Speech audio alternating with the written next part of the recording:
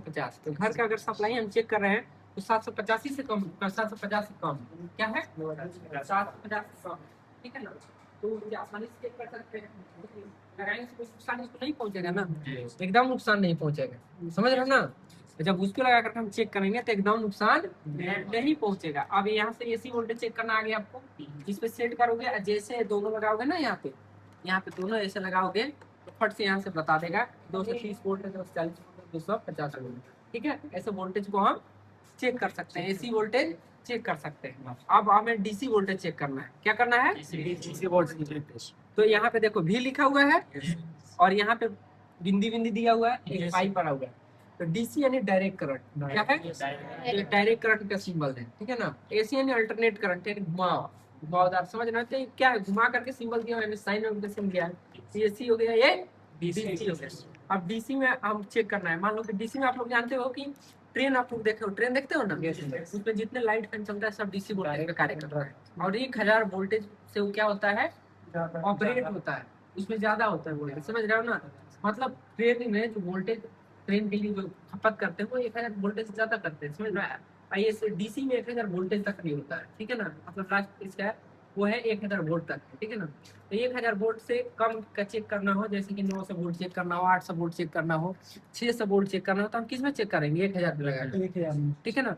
Battery हमारे पास होता है ना, इन्वर्टर का जो देखते हैं हम लोग, इन्वर्टर को करते हैं, ठीक है, इन्वर्टर का सप्लाई लेते हैं, उसका अगर चेक करना हो तो उसको भी हम 200 से कम होता है सप्लाई, समझ रहे हो ना। या जहाँ डीसी वोल्टेज 200 से कम सप्लाई होगा वहां पे हम क्या करेंगे, 200 पे लगा करके चेक कर लेंगे। अब बैटरी होता है हमारा 20 वोल्ट का होता है, 12 वोल्ट का, तो हम किस पे लगा कर चेक कर लेंगे, 20 पे।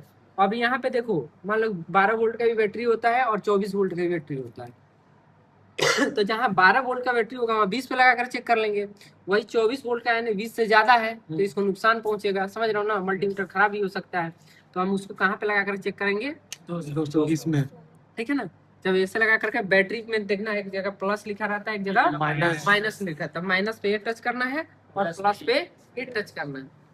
जब दोनों पे टच करेंगे तो यहाँ वोल्टेज दिखा देगा, 12 वोल्ट, 14 वोल्ट, 20 वोल्ट, जो भी होगा दिखा देगा। अब उसके अलावा अगर इन दोनों को मान लो कि माइनस पे लगाना है, लेकिन ये प्लस पे लगा दिए हो और ये माइनस पे लगा दिए, तो उस समय क्या होगा, यहाँ माइनस में दिखाएगा, -12 वोल्ट, -12 वोल्ट, -5 वोल्ट ऐसे दिखाएगा, ठीक है ना। लेकिन सही तरीके से लगाओगे तो एकदम एलईडी दिखाएगा जो दिखाना है उसको, समझ रहे हो ना। तो ये हो गया। अब तीसरा चीज जो मेन पॉइंट है, तीसरा, जैसे मान लो कि वायरिंग किया है, ठीक है ना, एक फैन है, समझ रहे हो ना, वायरिंग करते हैं, ठीक है। और एक वायर, इस फैन का जो वायर है, एक वायर जल गया, ठीक है ना, मतलब बीच में जल गया, कट गया, ठीक है ना।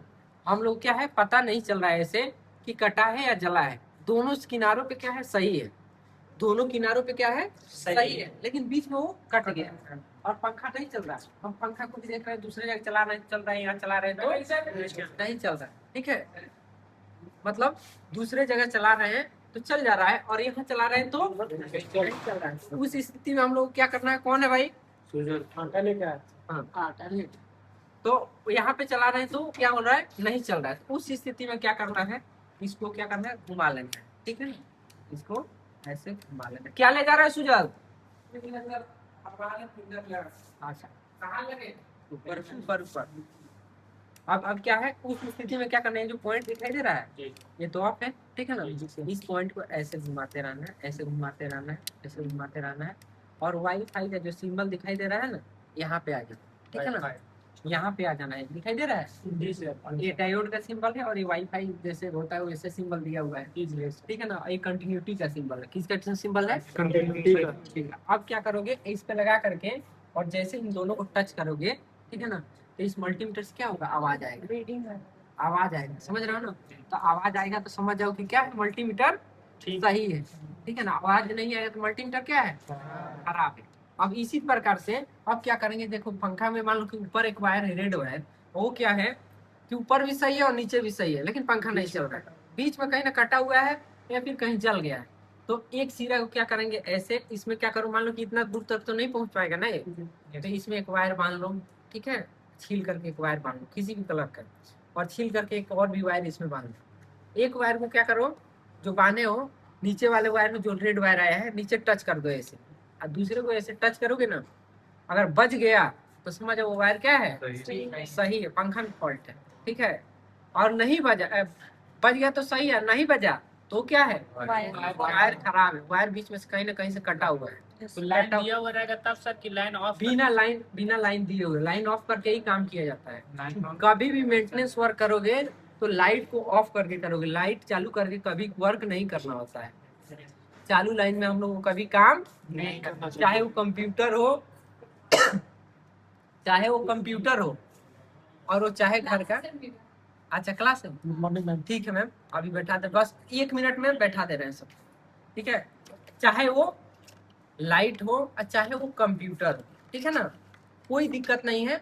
आप लोग हमेशा उसको क्या करोगे, ऑफ लाइट ऑफ करके ही करो, ठीक है ना। चलो इतना समझ में आया ना, 3 पॉइंट समझ में आया ना, बाकी सब पॉइंट भी समझा देंगे, ठीक है ना। मैडम का भी क्लास ले लीजिए, उसके बाद फिर हम प्रैक्टिकल कराएंगे इसके बाद, ठीक है। बैठ जाओ सब अपने जगह पे। थैंक यू आप सभी को इतना टाइम देने के लिए। आप लोग बहुत अच्छे स्टूडेंट हो और आप लोग से मेरा लगाव है और मैं चाहता हूँ 3 मंथ में आप लोग अच्छा से अच्छा करके जाओ, मेरा नाम रोशन करो। धन्यवाद।